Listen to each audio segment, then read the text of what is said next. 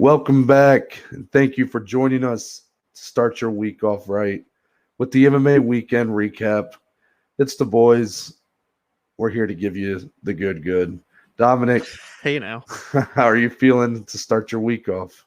I'm feeling good, my friend. Another week in the books. We're now into the official spooky season. It's the month of October. There's a lot of UFC and MMA action in general, a lot of Bellator. We got PFL championships this month. It's going to be a fun month on the show, and I'm excited to start the first full week of October with you here in the studio, my friend. How are you? I'm good, but I have a question for you. Speaking of that, it is October now. Okay. Are you much of a horror movie fan? I am a huge, spooky, scary, psychological thriller, anything spooky horror related. I love scary movies all the way to the oldies to the newbies, which you don't see as many good scary movies these days, but there's still some diamonds in the rough you can find. But yes, long story short, I am. Simple yes will do okay. But Okay. anyways, tell me what some of your favorites are, because we know on this podcast you've not seen a lot of movies because you haven't seen The Sandlot. I don't know if you've just sat in a single room your whole life. You'd ever played Mortal Kombat. So tell the viewers, what are some movies you actually have seen in that genre that you would recommend during this month? Ooh, some of my favorite scary movies. The original Scream, classic. Love that. Obviously, the original Halloween, Michael Myers. I'm big on the Conjuring series. I wasn't big on the third one, I will say, but the first two Conjurings are incredible. Mixed in with that Annabelle storyline. I like that. Those are definitely the ones at the top of my list now. I'm actually curious to hear yours because I know you're a big movie guy, but I can't remember your exact thoughts on horror movies now that I'm sitting here thinking. Well, to be honest, I don't like to be scared. So I don't really like horror movies that much. Like, I am a big movie guy, but I don't seek out movies that intend to scare me. I just don't like that feeling. Fair point. I would rather not. But Scream is probably my favorite, and that's mostly because it's not even that movie's not scary at all. It's actually quite funny, but it's really good slasher movie, I'm trying to think of. I mean, the Conjuring's really good. I'm trying to think of some others that I really like. Well, the original Nightmare on Elm Street's probably, in my opinion, of the Halloweens, Freddy Krueger, Jason Voorhees, that's like the best of all of them. Okay. Because that's a movie that does frighten me, I will say, because the idea of, going to bed, like if you fall asleep, then you can't escape this guy in your dreams and stuff. Yeah. And that's a very frightening concept, but obviously it frightens me in a different way. It's like, wow, if that was true, because I know how much I like to sleep. Yeah. But also, that it has no relevance on the real world. Some of the paranormal shit, that's what gets me. Because that paranormal shit, I still wonder. I'm like, I watched The Conjuring. I'm like, this actually happened. I'm like, something like this happened. I'm like, this is fucking nuts. But yeah, Nightmare on Elm Street, definitely a big one. And I'll tell you a childhood favorite of mine. Okay. The very first rated R movie my dad ever let me watch, Old Todd. He sat me down as a young first grader. I remember it was March when I was in first grade, because I was making the Dominic, you remember when we did this in school and we had to make leprechaun traps? Yes, I know where this is going now. So I'm making leprechaun trap in my basement, and we went to Hollywood Video to rent a movie. The good old days. Yeah, back, guys, I know probably most of you went to Blockbusters growing up if you're in our age group, but I was a Hollywood Video kid. And I see this movie on the shelf, and I'm like, I want to watch that. And it's Child's Play 3. Oh, Lord. Not the first one, not the second one, but the third one. I had heard all about this killer doll, Chucky, and his movies, and I wanted to watch it. So my dad, in his endless wisdom, decided that at that age was the appropriate time to show me and introduce me to Chucky, the killer doll. We had a good old time watching that. I made a killer-ass leprechaun trap.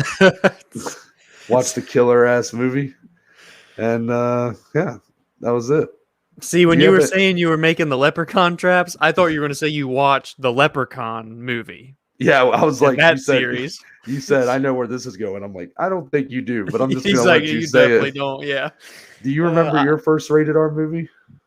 Yeah, if you're going on a little story, I'll give a fun story too. This is an interesting intro to the episode, but Children of the Corn, the original, way back. Yeah, that's a spooky, pretty messed up movie. And I watched that as a youngster with my family because my whole family loves horror movies and scary movies, always have.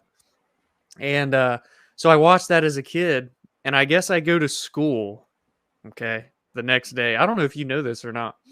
And my teacher, I don't know if I was kindergarten or what it was at the time, but my teacher calls home and says, can you guys come in and kind of check something out? We were doing our drawings, because we were little youngsters, just drawing on pieces of paper and whatnot.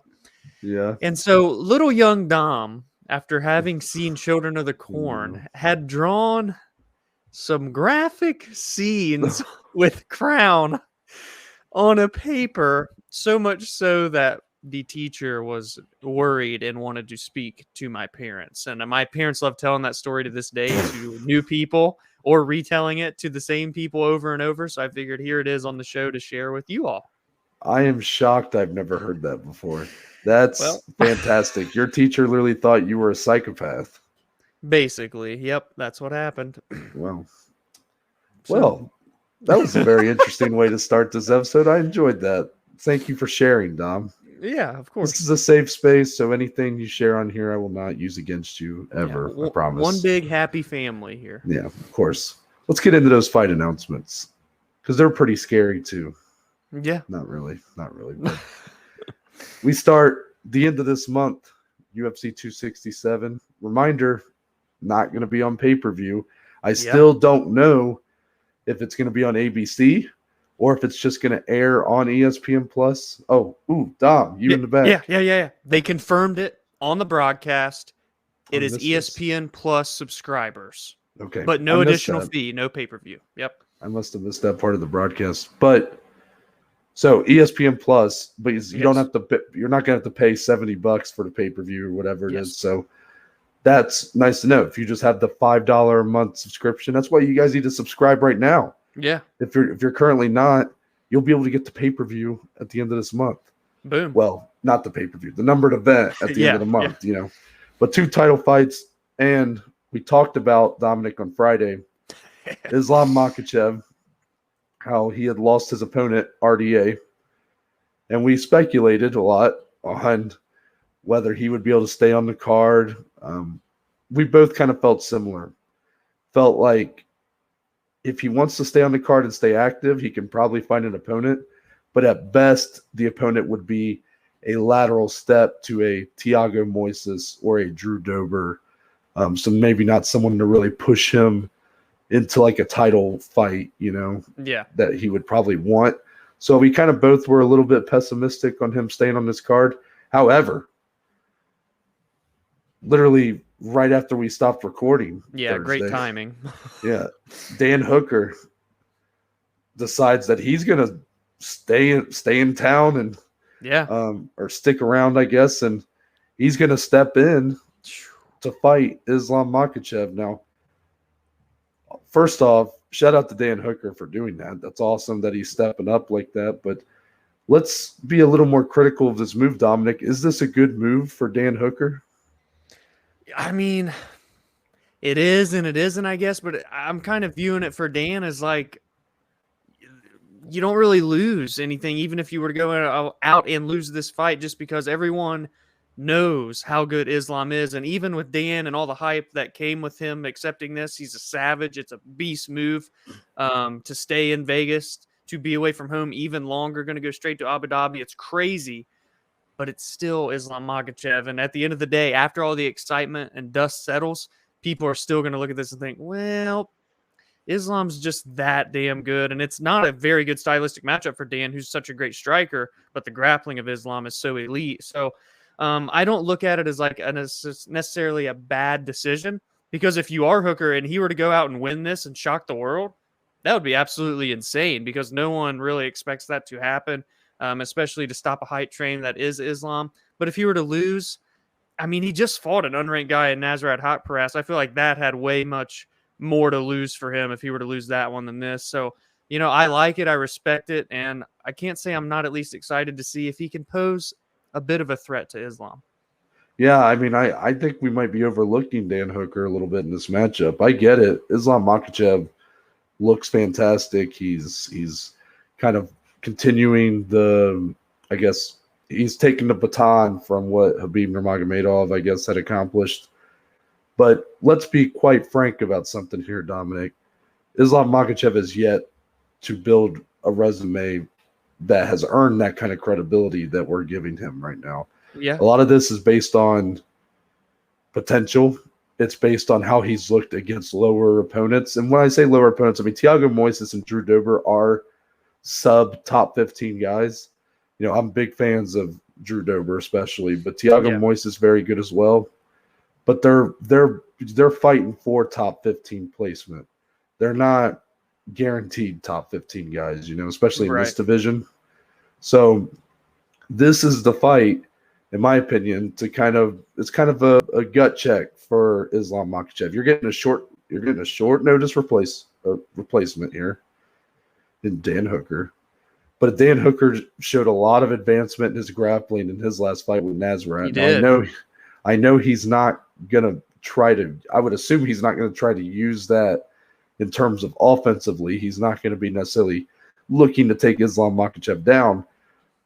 But if he was able to make that much advancement on that side, I'm wondering if his grappling defense has made a big jump as well.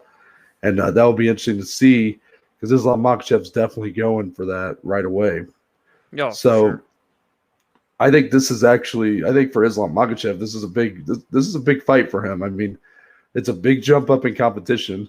It's one that, I mean, you could tell it by the tone of your voice, by the way you're talking about it. Like, Dan Hooker is going to be the underdog here. Oh, yeah. I know that that's probably warranted, but also he's the one that's beat the guys. Islam Makhachev hasn't really beat the kind of guys that Dan Hooker's beat. Yeah. He also hasn't beat a Dan Hooker yet. So this is definitely going to be a fight for him to really prove that he is an elite caliber lightweight. And it's so weird how, like, people are ready to give this guy a title shot, but he has no ranked wins as of this moment. It's just right. So this is big for him, I would say. Oh, yeah. Moving on, UFC 269. Happening at the end of the month, or end of the year, excuse me. Raulian Paiva, the former flyweight contender and now number 15 ranked bantamweight, kind of coming out of nowhere and putting on a really good performance against Kyler Phillips, who that he did. We've all been excited about. Well, he gets his next matchup, and it's Sean O'Malley. Now, Dominic, I'm just going to be quite upfront about this. The amount of people that I've seen online discussing Sean O'Malley and what his next fight might be, or once this got announced, what their thoughts on it were, I realized that a lot of people just don't know what they're talking about. And this I don't know if this is just that Sean O'Malley's kind of made that crossover to where he gets a lot of these fans that just, the more casual fans. Right. But I saw a lot of takes, Dom. You can find them under the comments of this fight announcement, saying that, like, Raulian Paiva is a scrub, that he's acting like that he's like, they're like, why, like, of course the UFC feeding him another bum and stuff like that. And it's like, guys, come on, guys, what are we doing? Sean O'Malley should and probably will be the underdog in this fight. And this comes off the heels of, I believe Sean on his podcast was talking about, why should I fight ranked fighters? Why should I take that step up unless I'm getting paid like that? Mm-hmm. Basically saying, like, why wouldn't I just keep fighting these kind of guys, Chris Moutinho's and Thomas Almeida's, because that's what I'm being paid to do right now. It's like, Yeah. until I get my next contract, he didn't see a reason to take that step up. He does it anyways, though. Number 15, Raulian Paiva. This is literally Sean's chance again to enter the top 15 of the bantamweight division, but it's not going to be easy. Tell the people why. Holland and Paiva is just such a well-rounded guy with great grappling, great jiu-jitsu. He's solid on the feet. Yes, O'Malley will have the advantage there, but he really has the advantage in striking with a lot of these guys in this division. When he does it inevitably, or maybe not so inevitably, we'll see how it goes on December 11th, crack into these rankings. But this is crazy that Paiva's getting so much disrespect thrown his way in terms of like, oh, who is this guy? Never heard of him. Well, you're going to hear about him because I don't think this is going to be a walk in the park for Sean O'Malley. I agree with you, Noah. I think the betting is going to be weird because there's so many people that love Sean. So even though he may go in as a favorite because of that, I look at it as like kind of an underdog here in terms of it's a tough matchup for him and one that he can really be tested in a lot of different assets of his skill set to see if he's continuing to improve. And it is a great test for him to kind of try one more time to get into the rankings because he failed when he lost to Chito Vera, and that was a legitimate loss. There's always weird stuff about that one, but to me it was legit. So I want to see how he does with this test here, and if he does finally crack into the ranks, I'll very much be interested to see what the UFC will begin to do with him now with a number next to his name in terms of his push, whereas what they've been doing with him prior. So. Well, am I looking too much into this matchup being made, Dominic? Because this just feels so different than every other opponent Sean O'Malley's been given. He's been given a lot of fighters who are stand-up fighters, but aren't Sean O'Malley type stand-up fighters. A lot of slow, plodding strikers, not necessarily guys that move real well in the octagon. He's been given a lot of the same type of guys. And then here you're given a guy who's quite good in some of those areas that maybe Sean could get exposed in, getting taken down, the jiu-jitsu side of things. So am I looking too much into that, or is this maybe a sign that the UFC's like really trying to test him here and see what they have for top 15? Or maybe Sean has kind of been a bit more outspoken about pay and stuff recently. Is the UFC getting kind of tired of this and being like, here's tougher opponent, shut up? Yeah, I don't think you're looking too much into it at all. I think it is the UFC wanting to say, all right, we get it. We get what Sean O'Malley's going to bring. But if we ever want this guy to become a champion, and you'd have to imagine a certain part of the UFC does because of his kind of aura and star power that he has and would continue to have if he were to crack into rankings and beat some of these top guys, especially in this division, he's going to have to be tested eventually. So how long are we going to wait? And it looks like December 11th is going to be the final straw of that date because I think this is a very tough matchup. As you said, man, I don't think you're looking too much into it at all. I think it's very accurate. I appreciate it. January 15th. Another 2022. 2022. Two top flyweights go head-to-head. Brandon Royval, Raw Dog, is back going up against Rogerio Bontorin. I love this fight. I really do. Great I think fight. I think it's really good sense of matchmaking. Royval coming off a tough loss. Actually, he's on back-to-back losses right now, to be frank. One to the champion, the current champ, and then he just lost to Alexandre Pantoja. So those are two top three flyweights.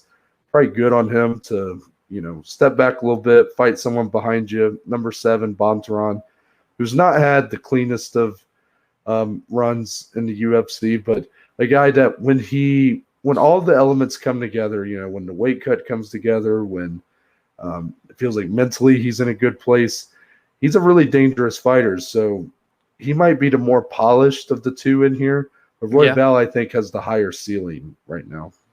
Yeah, I think that's a really good way to put it. And it is, again, we show the flyweights love all the time. We love Raw Dog, but Bontorin, not one to be slept on. And if he can get a win here against Royval, he can crack into the top 5 finally. So it's two guys that are fan-friendly. They're going to be very fast-paced, lots of volume, lots of output.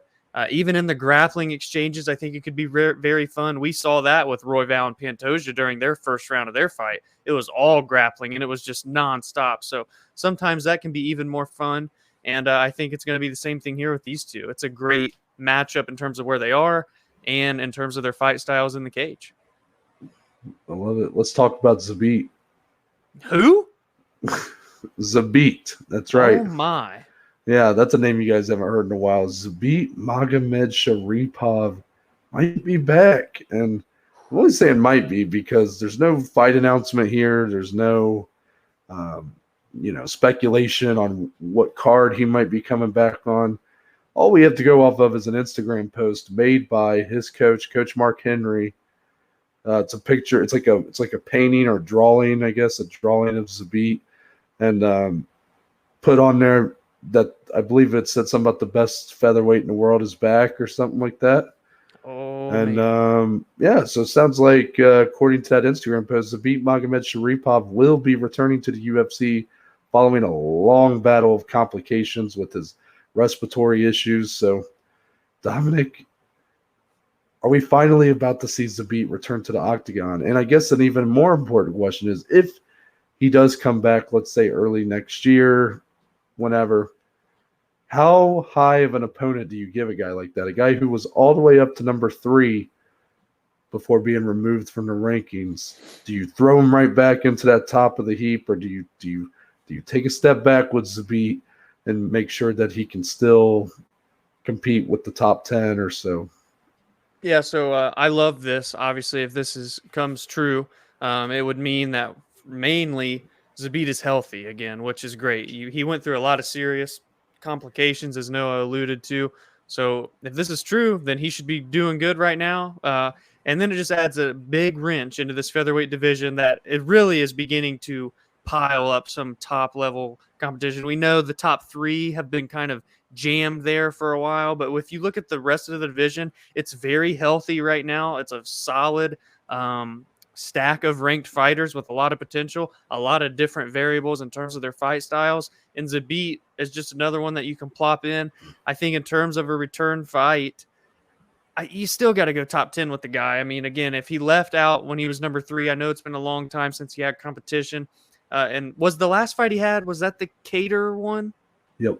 So, man, that's so crazy. But you look at that fight, and he did begin to kind of struggle later on, and Calvin began to come on strong. So that's always been kind of a thing with him. But if the health impacted that and we just didn't know it, it'd be interesting to see how he would do now. But you definitely got to keep him in that top 10 area. There's plenty of guys here, the Barbozas, the Iges, Korean Zombie, Arnold Allen. There's a lot of fresh matchups that Zabit still hasn't fought, even though he was on, 6-0 in the UFC or something like that. Mm-hmm. So this is very exciting times for the featherweight division at a time where, truthfully, not that they need it, but it does just make this division even more fun right now. Yeah, actually, I think one of the not fresh matchups is the one that he should come back to. I think he should come back and fight Calvin Kattar in a 5-round main event. Oh, wow. Calvin Kattar is stressed how much he wants that fight. Obviously, their first encounter ended up being a 3-round main event, which is very uncommon. And as you said, Zabit faded late in that fight. If he's really got these issues resolved, that's all it was that, which I'm not accusing the guy of anything. I'm just saying that, maybe his gas tank really just isn't that great, and that these respiratory issues just kind of added on to it. Mm-hmm. So, now that this is fixed, 5-round main event with Calvin Kattar, a very durable opponent.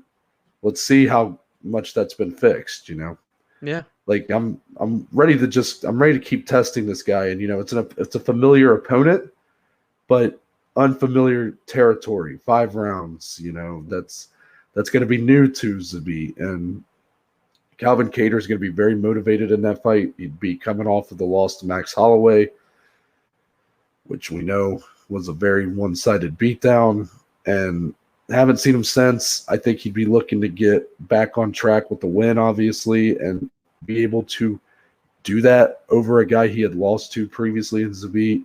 I love that matchup. Personally. Oh, yeah, man. You can't go wrong. Mm-hmm. So let's go ahead and get into some of the action from the weekend. Dominic, off the top,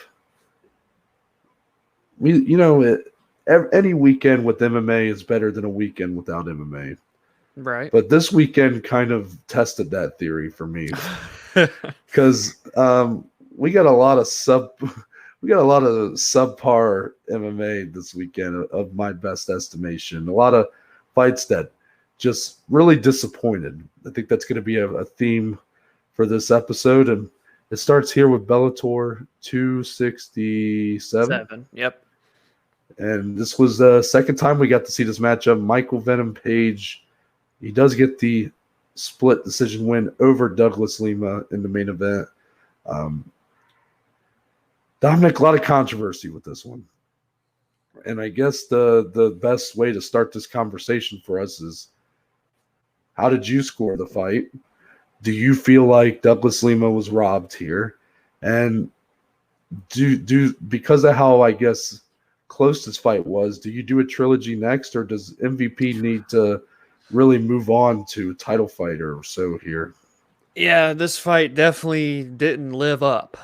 Both main events this weekend that we're going to discuss didn't live up. And, after the first one between these two, which was pretty fun back and forth until it wasn't, when Lima inevitably got the knockout finish, this one, both guys so gun shy. I think I saw it was like 25-17 and total strikes landed after the bout ended. I do just want to say, by the way, Bellator, you need to have 5-round non-title fight main events. I know it wouldn't have been great in this fight. That's not the best example because it was rather boring. But I'm just saying, in terms of having more conclusive winners when there is a fight like this, 5 rounds helps out. That's all I'm saying.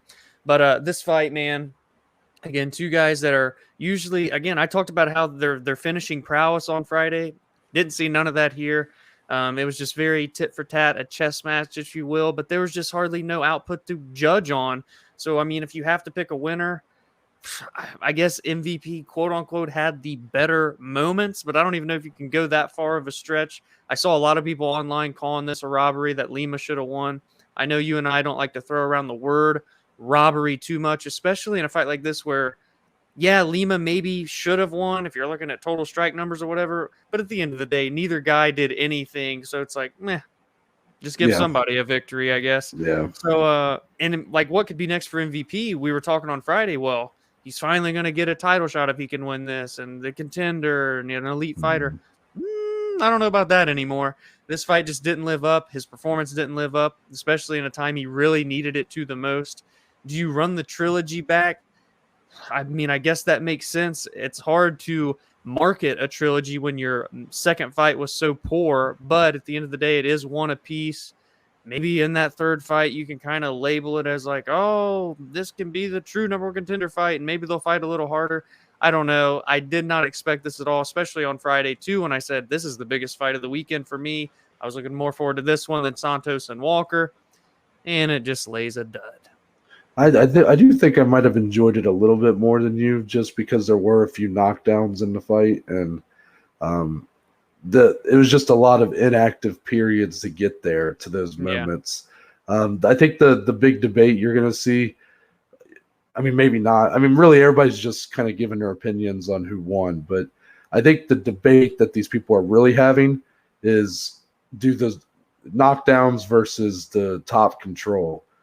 Douglas Lima had large periods of top control, but being that he would get dropped in that round or would just get outstruck or whatever, at the end of the day, damage trumps all. So you can get that top control, and if that's the only thing to go off of at the end of the round, sure, that would be your round. But the point of the top control is not to just lay there. Right. The point is to actually put damage on your opponent, because that's literally how you score a round. It's damage. And here, neither guy really seemed willing to do that. But MVP, at least, I would say, I don't know. He had his moments in the fight. Obviously, he dropped Lima, I think, 2 or 3 times. And you could give him a title shot just because, people will probably forget about this fight if they haven't already. And he has a big name, so you can throw him right into a title fight. But I personally think you do need to run back the trilogy. I think there's just too much controversy with this one that, giving either one of these guys a title fight off of it, no matter who would have won, I just don't think is going to be the best, I guess, move to come out of this. That's what you would have wanted going in, but of course, unfortunately, the fight doesn't quite live up. And I think you guys I think they're gonna need to pivot and just try to get a trilogy done and see if someone can shine a little brighter in a third fight. Yeah. Can I get your thoughts on kind of how Bellator does their non-title fight main events? Are you kind of hit or miss? Do you care if it's 5 rounds or 3 rounds if there's not a title on the line? I'm just curious. Oh, of course, I'd rather it be 5 rounds. I mean, yeah. Obviously, maybe not the best fight to preach that, but no, I mean, overall, it just feels weird. I kind of like I'm watching Davis and Romero. Yeah. And I kind of was like, Yoel, I'm like, oh, wait a minute. Oh, yeah, I guess it is only 3 rounds. Like, I'm waiting for round 4 to start, and it doesn't come. So, yeah, it definitely, Bellator tends to do more in their numbered events. They tend to have more of these non-title fight main events than, like, the UFC does. Yeah. So it seems even more of a reason for them to do that because, so often the top of their cards are non-title fights, and yet they're only 3 rounds. It just, I don't know. It doesn't feel like we're building up to anything. It just kind of, it's the UFC used to do it too back about a decade ago. They had that same problem, and they fixed it. I just think Bellator is a little behind on doing that. Just make it 5 rounds. It's just better. I agree. UFC Another Vegas main event. Maybe. Well, Dominic, I'm going to let you go first because ultimately Thiago Santos does defeat Johnny Walker via unanimous decision. But let's be honest with ourselves here, Dominic. You were Mr. Defender of this main event. Yeah. And I just want to give you an opportunity here to give your thoughts on the fight as a whole. Be honest, talk about if there's things you liked, there was things that you didn't like. Don't just go with the crowd, If I jumped off a bridge, would you jump off with me? No. Or wait, maybe you would. I don't know. But that's... Maybe. You're my ride or die. So you know what to do. Go ahead. Okay. So, I did a... results and recap article about this card as well. So I got to articulate kind of my words on this fight on paper too, or not on paper, but you get what I'm saying, in writing. So I'll kind of go through my thoughts here. This fight, obviously coming in, had a lot of high hopes because it's 2 guys that come in with reckless abandon. Usually. Thiago, we didn't really see that in his last one, but I digress. We'll get into that too, I'm sure. But it's 2 guys that are heavy hitters, a lot of knockouts, a lot of power, different ranges of striking, with Johnny doing all the crazy stuff. Thiago just has the long hooks and whatnot that come in, and his kicks are very good. So there was just tons of excitement in this fight, obviously. And there was a lot riding on it because Santos was on a 3-fight skid. He really needed to bounce back. Johnny, while coming off of a win, just wasn't really looked at the same as when he first came into the UFC. So a win over Thiago would have done a lot for him, catapulted him into the top 5, yada, yada. Come out, though, in the fight, and they're both just, I don't know if they were so nervous of the other's power that it resulted in them being more gun shy. But to me, it looked like both came out with a completely different game plan in general. And it wasn't necessarily the power of their opponent that resulted in this, lack of excitement type fight, because Johnny looked like we've never seen before. He has never came out and been so technical and patient and picked shots so much and waited and looked for them. And Thiago, while he did fight much more patient against Rakic, I felt that was just because that's the way Rakic fights. He forces you in to his fight style. And if you get sucked into that, that's what it's going to be, drawn out for 3-5 rounds, whatever the case. So in this one, I thought, Thiago's going to bounce back. It's a guy that can get hit. We've seen it. So he's going to bull rush Johnny. And he just didn't. He fought very patient as well. He sat back. He picked his shots. He landed more significant strikes throughout the bout. I actually scored it 4-1 for Thiago. But he ended up getting it 48-47 times 3, so 3-2. Either way, there wasn't a ton of action to go off of, but in terms of what Noah was saying about the Bellator main event, damage is what we're looking for. And while there weren't knockdowns in this fight, the shots that made me go, ooh, or kind of make me think, oh, here comes maybe a combination to follow, came from Thiago more so in this one. His kicks were very powerful and strong when they landed. So at the end of the day, Thiago needed a win, and he got it. And that was at the discretion of the fans in a sense, because it wasn't as exciting as usual. But it's a guy that's a fan favorite, so you should want the guy to win, I guess, if you're a fan of his. I know it wasn't as fun, but he kind of gets back into the W column. He stays top 5. And for Walker, it almost hurts him more, in my opinion, the lack of output that he had, because, again, off of a win, yes, but he just isn't looked at the same. And especially now, after a year-long layoff to add on top of it, it just wasn't what you wanted to see from Johnny as well. And I don't know if we'll ever get to see Mr. Walker in that elite top 5 of the division. That was a very long-winded expression, but I was trying to articulate my thoughts as much as possible. I appreciate it. I think you did a pretty good job at it. I will say real quick before I give my thoughts, very funny looking back at our group text last night. You text right before the main event started, and you said over under 45 seconds for this fight. Little did I know. 25 minutes. Quite the jinx. Yeah. Okay, let me start at the top here. So, the entire, I guess, dialogue for this fight going in, me and you had it, most of the fan base had it, was this was going to be a quick fight, and there was no question about it, Let's be honest. A lot of times when two power punchers get in there with one another, this kind of does happen. Anybody remember Derek Lewis, Francis Ngannou? Ooh, I do. I think, Dominic, you're not going to like hearing this, but this fight is in that territory for me, if I'm being honest. It's damn near. So let me start with the signs. I saw the signs, and they opened up my eyes. I saw the signs. Now, oh man, okay, I need to collect myself here. So we've had this assumption that Thiago Santos is the guy that'll go in there and fuck you up real quickly, come right after you, and that Johnny Walker goes in with a lot of reckless abandon. Yep. Hence why the belief for me was that Thiago Santos get a quick knockout. Just that Johnny hasn't had the best chin in the past, and Thiago's always been a pretty durable guy.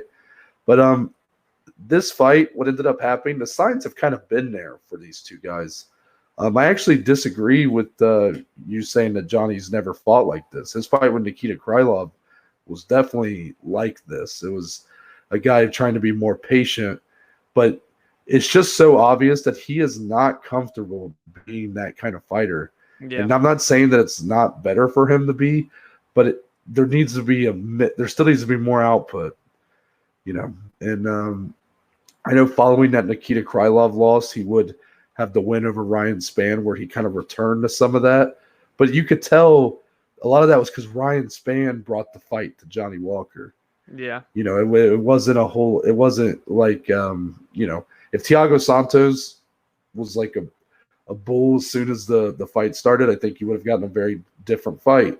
Yeah. But Thiago Santos, who we have seen be kind of that guy that is so aggressive and so powerful early and is able to get guys out of there quick. Jimmy Manawa fight, for example. He has been more of a counterpuncher in his last few fights, especially like the Alexander Rakic fight, which is another dull performance. And this is going to be kind of my point here is I get what you're saying about, I'm a Thiago Santos fan. Mm-hmm. I thought he should have been the light heavyweight champion. I thought he beat John Jones. Yeah.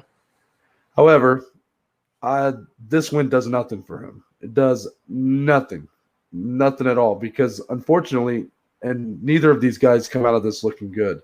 Sure, you get back in the win column, But Thiago should probably be. I mean, like I know it's number 10, Johnny Walker, but after this performance, both these guys need to fight like outside the top 15. Like this is, and I'm being dramatic and saying that. It's just both these guys here. You know who the biggest winner of this fight was? It wasn't Thiago Santos, and obviously wasn't Johnny Walker. It was all the other contenders around them who are looking to separate themselves. Yuri Prohaska is a winner. Alexander Rakic is a winner. And even Dominic Reyes comes out looking like a winner in this. I mean, after a fight like this, I'm sorry, but both these guys have a long way to go in proving that they're still in elite territory. You know, and that might even hold more true for Thiago, because this is back-to-back performances where, like, sure, here he won compared to the loss to Rakic back in March. But they're similar performances that they cannot elicit any sort of confidence if you're the UFC, and that this guy is anything more than, like, at this point might be just damaged goods. You know, he's an older guy. He had the very serious knee surgery where every CL in his knee had to be repaired coming off that loss to John Jones. Hasn't been the same guy since. That's just the reality right now. I'm not saying he can't be. I love the guy. I want him to be that guy, but he is not right now. And Johnny Walker, you know, this is actually, can we be critical of John Kavanaugh for a second? Hey, I've seen a lot of it. You know, I'm seeing a lot of it. I will agree. And I don't want to pile on and just piggyback off of what other people are saying, but it was painfully obvious in this fight that Johnny Walker needed to have more of a sense of urgency. Especially round 5, where at least for me, I had it 2-2 going into round 5. So I'm like, okay, kick it into gear, you know. And John Kavanaugh just told him in the corner that you're doing great, fight's going great. Like really just reinforcing that what he was currently doing was enough to win the fight. Yeah. And, you know, I think it shows how coachable that a guy like Johnny Walker can be. How he really will listen to his corner, and you can kind of mold him into the type of fighter you want him to be.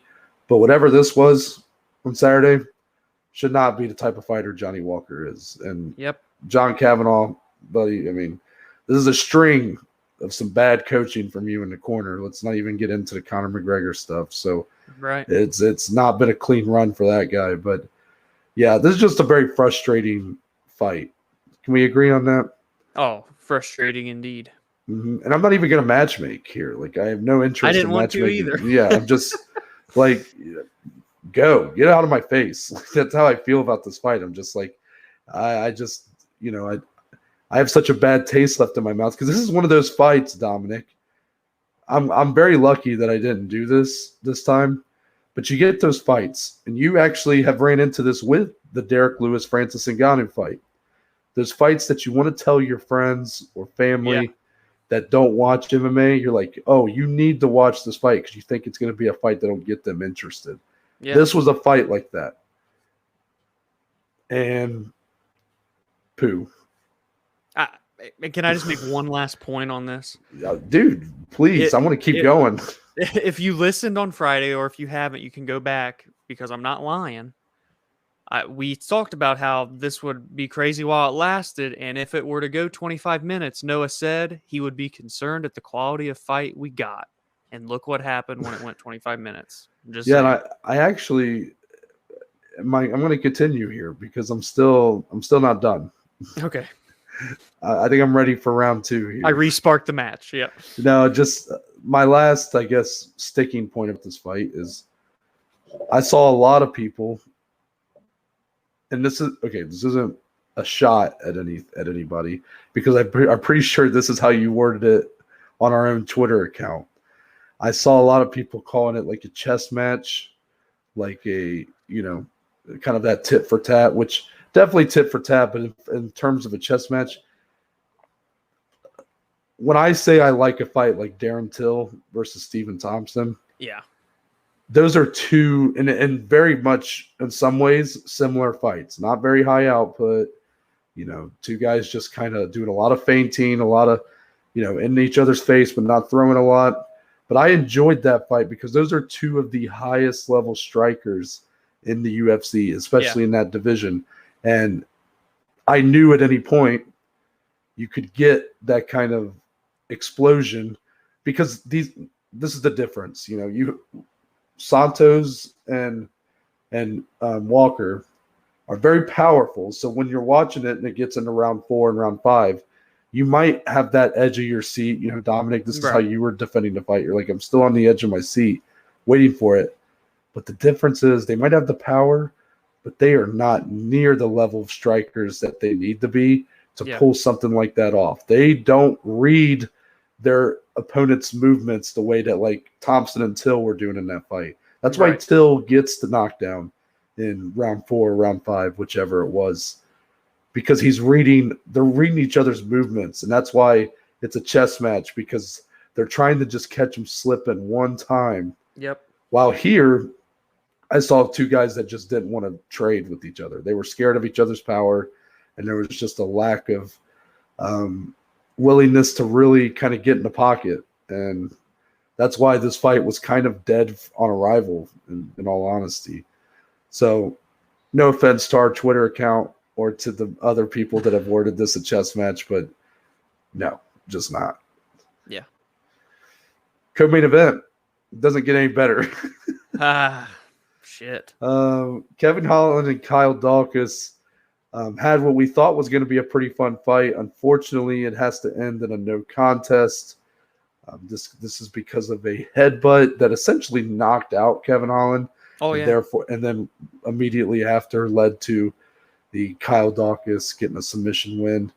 So obviously this was the right call, and I'm very happy about that.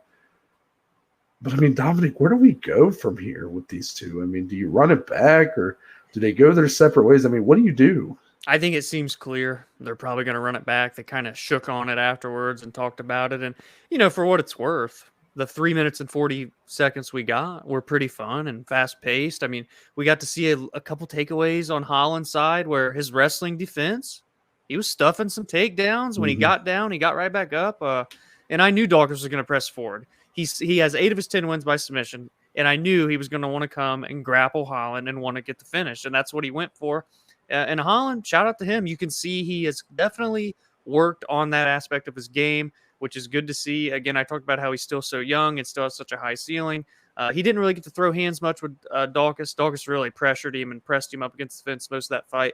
But there were a few takeaways at least, enough to say I have enough interest in seeing this fight ran back. Again, the headbutt is a freak thing, especially one like this. You don't see many where the opponent literally, he gets knocked out cold. His eyes rolled in the back of his head, but he fell face first so hard that when his head hit the canvas, he woke right back up and then immediately started defending himself, which is why Mergliata, he was going to step in and stop the fight, but then he couldn't because Holland was defending.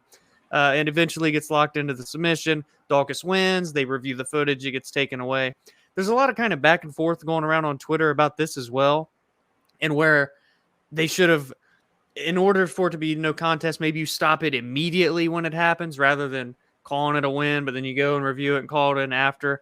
I just think it's such a freak thing that we don't see much. It's not like these refs have all the experience to make the split-second decision to go in and like, oh, nope, no contest right now immediately. So, I don't want to like throw around any slide. I thought the commission, along with Herb Dean, all the refs that were on the side, Mark Ratner was a part of it. I think they did as good of a job as you can in a situation like this that you don't see very much. And at the end of the day, two young studs wanting to battle for that top 15 position and move forward. Let's run it back as soon as they give the all clear. Well, correct me if I'm wrong, but I don't think that's the complaint here. I don't think that's what it is. I think the complaint is that it appears obvious by the end when they were checking, since they went back and were looking at the replay that the referee requested, that means that he knew that there was the inadvertent headbutt in the fight. So the headbutt should have stopped the fight and given, because headbutts, they stop fights for headbutts, don't they? That's a thing, isn't it? Yeah, I mean, if there's one this bad, you would like to think so. Anyways. Well, I mean, you get 5 minutes or whatever, right? It's just like getting a groin shot or, getting poked in the eye. Isn't that how it is? Isn't that how it goes for headbutts? I'm trying to think of other headbutts. I mean, the one that's speaking to my mind immediately is Joseph Benavidez and Davison Figueiredo, and nothing happened in that fight I either. guess a lot of them don't get caught. Maybe. Yeah, I think it's such a quick thing. But the fact that the referee immediately goes to the replay after tells me he was aware that there was the headbutt that kind of caused this, which is why I'm kind of like, why didn't you just stop it? Unless that's not a thing, unless you don't give 5 minutes for headbutts, which should, again, not a legal maneuver. So obviously there would be some sort of break in time to allow these guys to recover. I just don't know if it was I don't know if it was the right idea to let this continue on. I mean, I get it. Holland starts fighting back, but stop the fight if you think that something happened. The guy got knocked out cold. I mean, he essentially got knocked out and then got put to sleep with the choke all in about a minute. I mean, that's not good. That's not a good refereeing job in my opinion. But I do think afterwards, very good procedure. Go to the replay. And I don't know the rules. Maybe this would change my opinion, maybe, on if you go to the replay, well, it doesn't make sense. Like if you're the referee, the fight ends and you immediately ask for the replay, that means you knew something was wrong. You had a suspicion that something had happened. Right. And the headbutt was clear as day. I mean, you look at the way Kevin Holland reacts to it. If you're the referee and you're right up on that, it's clear as day that that's what happened. So I just think that was mishandled a little bit because you got to put the safety of Kevin Holland first, and I just don't think the referee did that here. Truthfully, that's just. But I do understand it's not a very common occurrence. Why am I blanking on who the referee was for this fight? It was Big Dan Murgliata. Yeah, Dan Murgliata. Great referee. He's been doing it for so long. He's had a lot of really good calls in his career. This is just not a good one, in my opinion. I just think that fight should have been stopped. But I'm fine with this fight being run back, truthfully. It looked like it was going to be a good fight. Both these guys usually are in fun fights and will actually give a shit and trade with one another. But just a disappointing way to end because, now this is going to halt them from really taking that next step in their careers. They're just going to have to stay stagnant for a little while longer. Exactly. I don't know when they'll fight again because Kevin Holland did get fucking knocked out in this fight. So I don't know. But disappointing way to end, but I think everybody handled it well after the fight. Fair enough. I mean, it's like I'm curious though for you. Well, no, you can. I mean, it's just the last question. I mean, do you disagree with that assessment of Dan Murgliata's refereeing job there in the fight? I mean, I think it's obvious that if he could have stopped the fight, and I just don't know if he knew what the fuck happened. Honestly, it was like the weirdest thing is why he didn't stop it, because he literally went in to stop the fight because he thought he just got KO'd. I don't know if he saw the headbutt or anything, but I don't know what I would have done in that instance either. So it's hard for me to really say. Yeah, I guess I'm like, okay, if he asked for the replay after that. Well, he called for why they were still going. He looked over and said, "Roll the replay." Why Daukaus is getting ready to lock him in a submission. Yeah, to me, I don't know. But we never get to see replays in the MMA. It's been a thing in the new rule set for such a long time. Yeah. And I can't really recall a time it's been used other than last night that pops into my head. So it's just all so weird. Yeah. All right. Now let's get into the rest. Another fight that we expected to be a banger that probably was the best fight of the main card, truthfully. But that's like, that's like the prettiest pig award. I mean, not going to be great. Nico Price does get a unanimous decision win over Alex Oliveira. It was I think the third, like you said, the third round of this fight definitely being the best of the action. Mm-hmm. Two guys that always are in fun fights. They're fan favorites, been around for a long time. And, this wasn't one of their better performances, but still, that might be the last we're going to see of Alex Oliveira. We'll see what kind of happens with his status since he is on a pretty deep losing streak at this point. But it's a win Nico Price needed to get back on track, and I don't really have anything else to say but that. Yeah, fair enough. I was trying to think of something, but I don't really have much. Yeah. Alexander Hernandez. Wow. Gets the knockout of Mike Breeden. Minute 20 seconds of round number 1. Dominic, you have despised Alexander Hernandez for a long time. Is this win going to get you on his fan page? Yeah, the poor fella going into that Cowboy fight just notched a nerve in me that hadn't been hit in a while. Yeah, he notched a nerve in everybody, I think. But yeah, including Cowboy. Yeah. But since then he has toned it back, and I think it was just because he was too much on his high horse. But last night he looked great, man. And Mike Breeden, he did take this on short notice, so take it with a grain of salt. But Hernandez looked great, landed a walk-off KO. It's a guy that's relatively fun to watch. I mean, his fight style, he goes in, he has a fun pace. His fight with Moises was very back and forth. The way he disputed that loss pissed me off more, though, because it was clear that Moises won that fight. But anyway, God, you're getting all. I know, you're remembering. So you're like remembering shit. You're like, wait a minute, yes. He did do that. Yeah. So UFC Vegas 38 version of Alexander Hernandez, I liked. He looked good in the fight. He was good in the post fight. He's wanting to run it back with Santos, who was his originally scheduled opponent. So hopefully we'll get him back in there before the end of the year. But yeah, I mean, it was a great performance, and that can't be taken away from him. The clear newcomer of the year for the 2021 Joeys, the front runner. Yeah. Casey O'Neill gets the TKO over Antonina Shevchenko. 4 minutes, 47 seconds of round number 2. Dominic, I saw a tweet last night that said, Casey O'Neill is what the UFC wanted you to believe Macy Barber was. And while I don't want to disrespect Macy because I think she's great, I do think there is going to be a question here that I'm going to ask you, Dominic. What is the UFC going to see what we all see? Because Casey O'Neill's not really getting the kind of promotion behind her that she probably should. I mean, let's be clear. She's got a very good fight style. She's finishing opponents. She's one of the, I mean, yes, she is still new to the promotion. Like, this is, again, newcomer of the year. So maybe it will happen in time. But with this win, top 15 is definitely next for her. Yes. And, I just want to see her really start to kind of get that hype machine behind her, because I really believe that she can be just a very, very long-term dangerous threat to this division. Well, and just the comparison real quick to Macy, because obviously I'm a big Macy fan too. I think it just goes to Macy and the way that she built herself up. Casey O'Neill does not act the same way that Macy did. She got a huge win on the Contender Series. She utilized her promotion on the mic every time she fought thereafter into the UFC. And she got a lot of hate for it and a lot of love for it. But I think at the end of the day, that's why the UFC just chose to push her in a different way as what you're looking at Casey right now.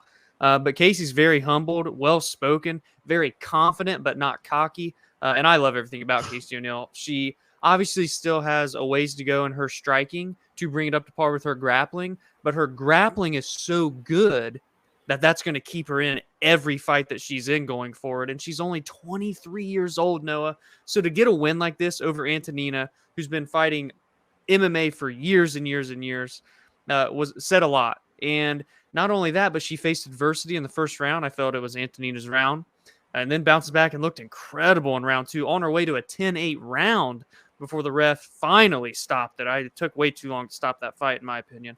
But Casey looked so good.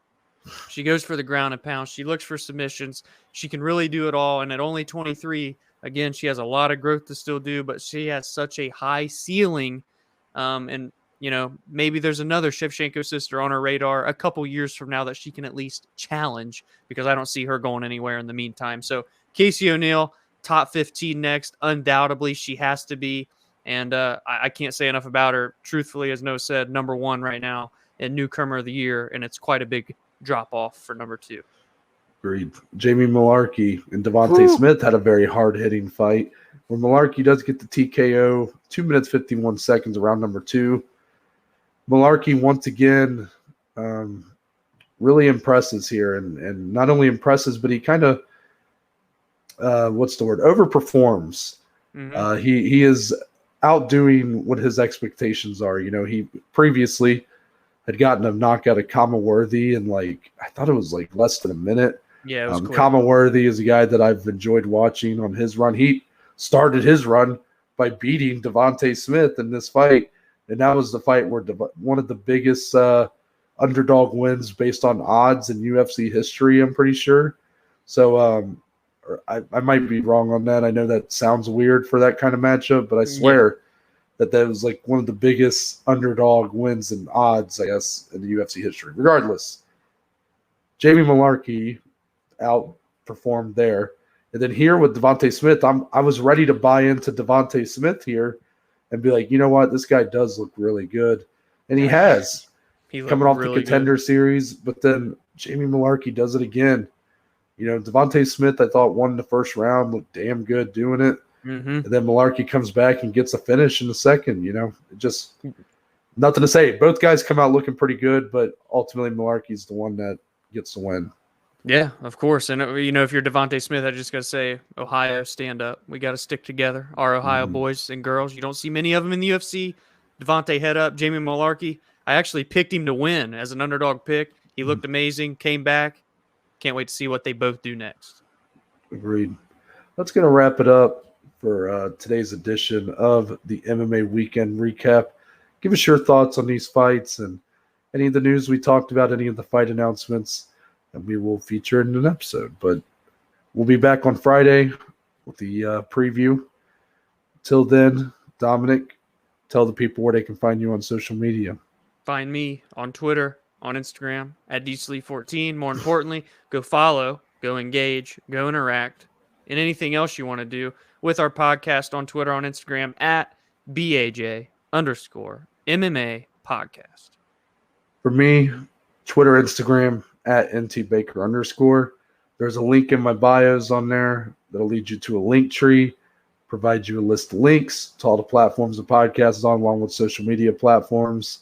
So that includes, but it's not limited to, it kind of is, the Twitter, the Instagram, the YouTube channel, and Spotify, Google, and Apple Podcasts. It's all on there. And there's a couple links for the Anchor page. Shout out to today's sponsor, Anchor. Shout out. Leaving a voice message. Just do it. Yep. And then there's also a link on there if you want to become a supporter of the podcast. That just provides us with a few dollars a month. All that money goes back into improving the quality of the podcast. That's it. We're out. And we're going to see y'all on Friday. Oops, I hit the wrong button. Okay, see you now.